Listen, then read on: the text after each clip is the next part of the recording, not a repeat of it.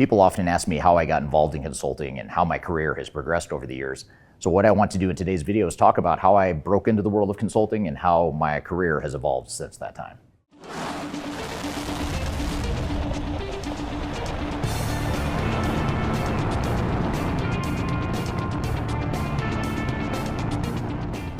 My name is Eric Kimberling. I'm the CEO of Thirdstage Consulting. We're an independent consulting firm that helps clients throughout the world with their digital transformation journeys.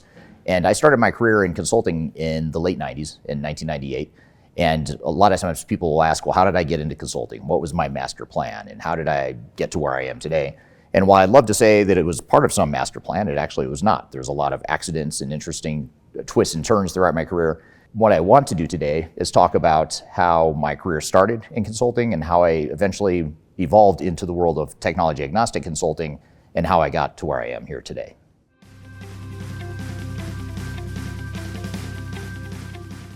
So first I'll talk about how I broke into the world of consulting, how I entered my career as a consultant. And essentially how it started was back in the late 90s, I was getting my master's in business, my MBA.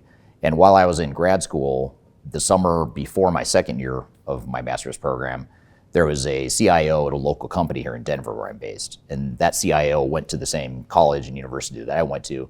And he was looking for an intern to help him through an ERP implementation.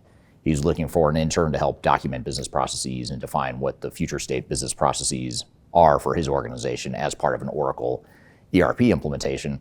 And at the time, I was very interested in operational management, supply chain management, things of that nature, and I still am today. But at that time, I thought it'd be pretty cool to do some operational types of stuff like that. So I took this internship for the last year, the second year of my graduate program, and worked with this firm, this manufacturing company, helping them with their ERP implementation, more focused on the process improvement side of things. And then once I graduated, or as I got close to graduation from my master's degree, some of the big consulting firms recruited on campus. And at that time, I decided that consulting might be a pretty fun industry. And I enjoyed my time in my internship and thought it'd be a great way to try a variety of different activities, a variety of different types of work and challenges. So I was pretty excited for the opportunity to get into consulting. So it really wasn't until the last few months of my master's program that I decided that I might give consulting a try. But one of the early challenges I ran into when I first started at this big 5 consulting firm that recruited me out of school was that they wanted me to become a technical consultant, and I envisioned myself as more of an operations or strategy type of consultant. And this was back in the late 90s when technology wasn't as big of a deal as it is today. And I really wanted to focus on strategy and operations, not so much technology. So I actually resisted the idea of being a technology consultant at the time I first entered the consulting world, which may sound ironic or strange given that now, 25 years later, I'm focused exclusively on technology consulting. But at the time, I didn't want to do it. I wanted to do strategy. And what I quickly found was that you can't do one without the other. To do strategy and operations consulting, you have to understand technology. And to do technology consulting well, you have to understand strategy and operations. So it took me some time, but eventually I decided that I should embrace the idea of being a technology consultant. And I was early in my career certified in SAP. And that was one of the practice areas that our consulting firm had.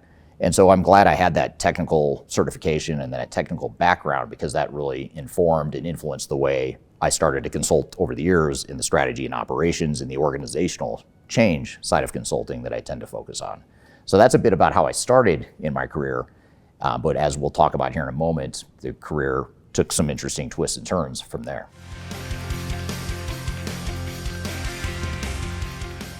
So one of the things I learned working at the big 5 consulting firm straight out of grad school was that technology consulting firms are not objective. They're extremely biased, and there's a lot of monetary incentives to recommend and push clients in a certain direction.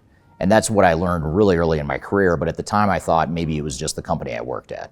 So at that consulting firm I worked for, I mentioned that I was certified in SAP, and the whole idea was that we would go in and do evaluations of client operations, and we would literally always recommend SAP.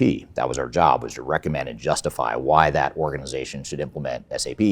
And we were paid a lot of money to give clients an answer that we already knew what the answer was going to be. And I thought it seemed a little strange at the time. I thought this just doesn't feel right. I don't understand why a client would pay this much money for us to tell them the answer that we've already decided for them. But at the time I thought maybe that's just how consulting firms work, or at least that consulting firm. But what I quickly learned was that it wasn't just that consulting firm. Other consulting firms do the same thing. After that company, went to 2 other consulting firms and learned that that's just how the consulting industry works. And it certainly worked that way at the time. And at the time, what I realized is there weren't really any technology agnostic consulting firms out there. And so I had this idea back in my 20s of creating a consulting company someday that would do tech agnostic consulting and really not take commissions from software vendors, not be under the wings or under the thumb of some of the software vendors, and instead create a consulting company that would focus solely on what clients' needs were. And so that's when in 2005, I decided that I would go off and start an independent and tech agnostic consulting firm.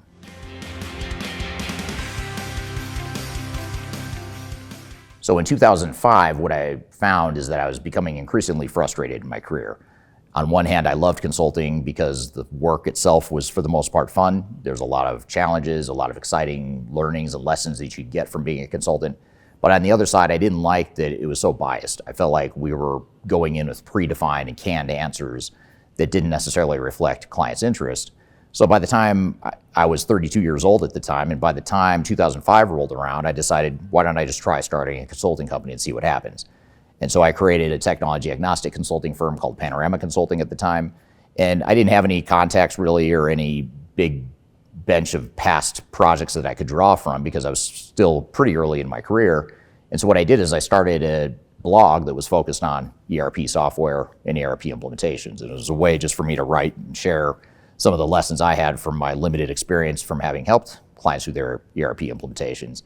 And that may not sound like a big deal now, but back in 2005, there was no one writing blogs about ERP software and enterprise technologies.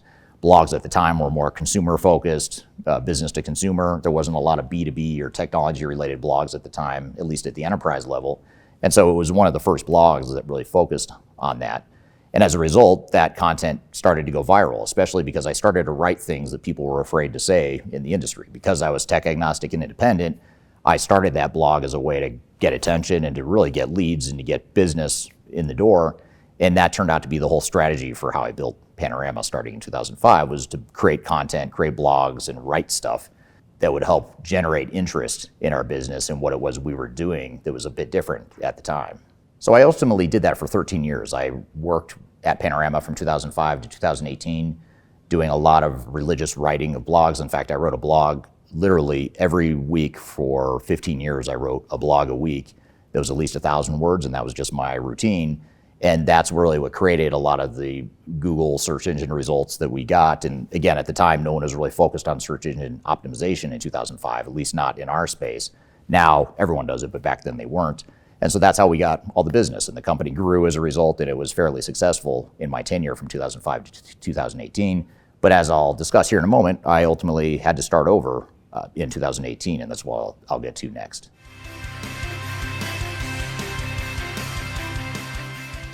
So despite some of the early successes that I had at Panorama, one of the mistakes I made is that I didn't focus much on the culture and developing a healthy culture that was really sustainable and really reflected who I was and what I wanted our company to be. I focused on hiring smart people regardless of what their personality was like, regardless of whether or not it was a cultural fit, thinking that if I hired people smarter than me, what's the worst that could happen? And only good things could happen. And what I learned was if you put a bunch of people together that are really smart, but they don't gel as a team, they don't gel as a culture, you create a mess. And it did create a mess during my time at the company. So much so that I brought on a couple business partners to help me try and grow the company and help us scale it. Long story short, that relationship did not go well. And so in 2018, I chose to leave the company that I started and start a new competing organization called Thirdstage Consulting. And so at this time, keep in mind, this is 13 years later. By now, everyone's writing ERP blogs and technology blogs. Everyone else has figured out how to do the search engine optimization. I knew how long it took me to build all the search engine optimization and all the marketing for Panorama. So I knew I had to do something a lot different when I started Thirdstage. On one hand, I still wanted to be tech agnostic and I wanted to stay true to that vision. And that was one of the challenges I had with Panorama is we didn't see eye to eye on how to define independence and how to run the company and the overall vision for the company. So I knew I had to do something a lot different when I started Thirdstage. And so what I did is I decided, well, why don't I just put a couple videos out on YouTube? I've already tried the blog route. I'll keep writing blogs, but that's not going to be the thing that really gets us momentum. And I was starting over from scratch, obviously. I didn't have any clients at the time. I had built one successful company. I left and had to start over again from scratch. And so I knew I had to create something that was of interest to people. So I decided to try the video route. And I tried a few videos that, again, were disruptive and different and saying the things that no one else wanted to say or could say because they were aligned with software vendors. And ultimately that content started to go viral. And then over time, I started to double down and do more and more videos over the years. And now, if you fast forward from 2018 to now, at the time I'm recording this video, we far surpassed in less than 6 years what we did in 13 years at Panorama. In fact, in 6 years in, we're about double the size that we ever got to during my time at Panorama. And so that's not to say that it was just because of the videos, but I think it's also because of the focus on culture, the focus on technology agnostic messaging and technology agnostic consulting. That's ultimately what seems to be resonating here in the marketplace.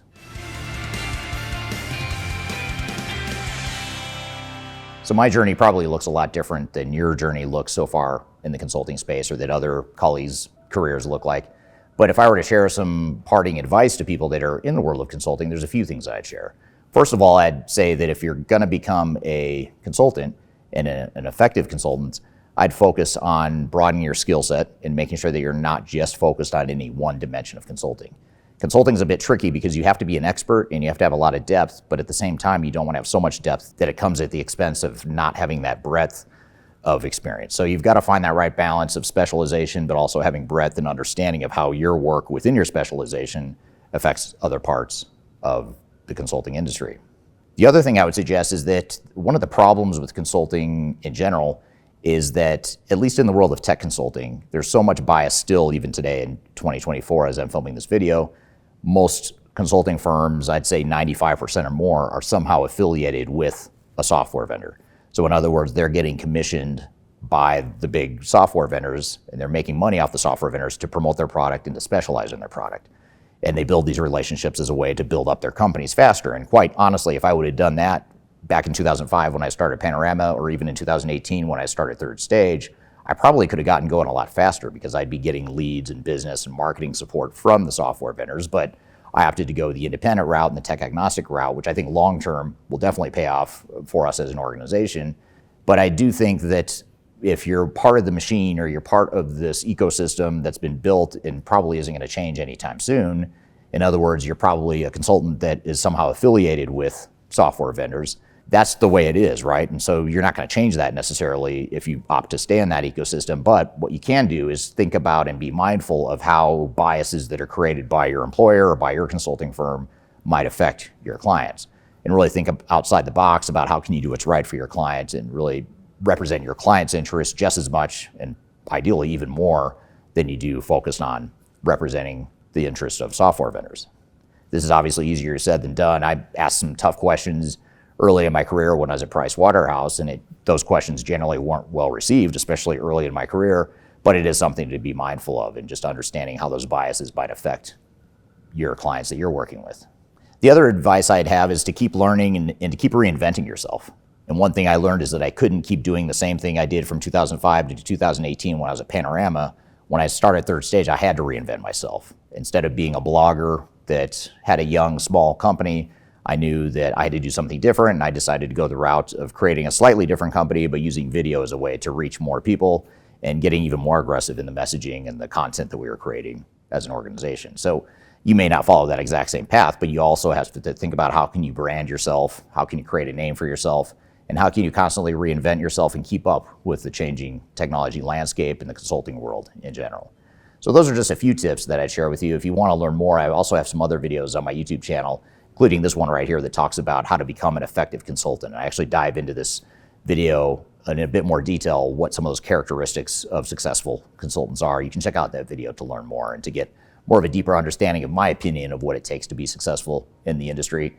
But hopefully in the meantime, this has shared some insights as to how my career has went and how it might relate or inspire you, hopefully, to continue on your career trajectory as well. So I hope you found this information useful and hope you have a great day.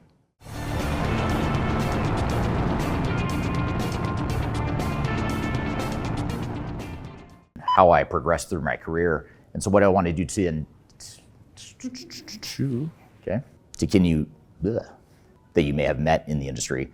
But one thing, let me just start that over. To continue on your career trajectory. Wow. Trajectory. Trajectory. There you go.